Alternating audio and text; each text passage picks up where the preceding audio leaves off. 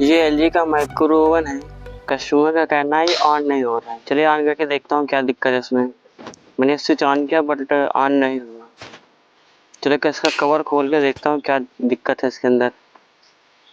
मैंने micro oven का cover खोल दिया हूँ और कुछ जला नहीं दिख रहा है कि क्या खराब है। चलिए वोल्टेज चेक करता हूँ, वोल्टेज आ रहा है कि नहीं आ रहा है यहाँ पर। तो अपना वोल्टेज तो आ रहा है 234 वोल्ट, बट ऑन नहीं हो रहा है। इसके पीसीबी खोल लेता हूँ, पीसीबी को रिपेयरिंग के लिए भिजवा देता हूँ। पीसीबी अपना खुल गया है